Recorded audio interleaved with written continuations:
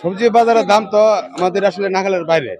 কারণ হলো 100 টাকার নিচে হলে ভালো হয়। সব সবজি 80 থেকে 100-150 টাকার মধ্যে।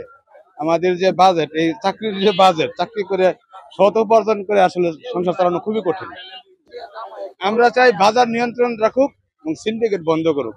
আমরা যেন আমাদের স্বস্তির মধ্যে, ইনকামের মধ্যে যেন চলতে পারি। যে কাঁচা বাজারের দরদাম অনেকটা বেশি।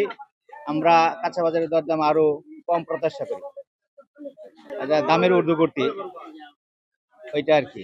সব কাঁচা বাজারের দামের ঊর্ধ্বগতি, এটা একটা নিয়ন্ত্রণে আসা প্রয়োজন। দাম কমতি নাই, বাড়তেই আছে। যেখানে বেগুনের দাম ছিল 120, এখন 160। যেটা 120 টাকাতে কিনতাম আগে, এখন 160 টাকাতে কিনতে হচ্ছে। কোনো কিছুই কমতি নাই, বাড়তেই আছে। এতে কি সমস্যা হচ্ছে?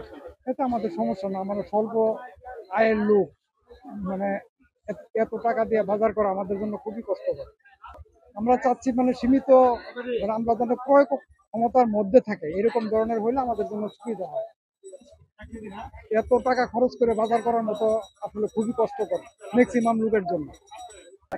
আমাদের প্রত্যাশাটা যেন এই যে সুলভ মূল্যে আমরা পাওয়া যায় আর কি, সেই প্রত্যাশিত আমরা যেন আমরা ঠিক দামে সব জায়গায় যেন সম পরিমাণে মানে পাওয়া যায় সেই। যেমন আজকে বাজার কালকে 200, কালকে 100 এমন যেন না হয়। যেন আংশিক কাছাকাছি থাকুক, সেটাই তাদের ব্যবসায়ীরা আছে তারা আংশিক লাভ করবেই। সে আর কি যেন কৃষিকাজে কোনো বাধা বিঘ্নতা না আসে, আর সেই সাথে যেন ক্রেতা বিক্রেতাদের মধ্যে কোনো সমস্যা না হয়। নির্দ্বিধায় যেন বাজার করতে পারে, সময়টা সাশ্রয়ী হবে। সে আর প্রত্যাশিত আমরা।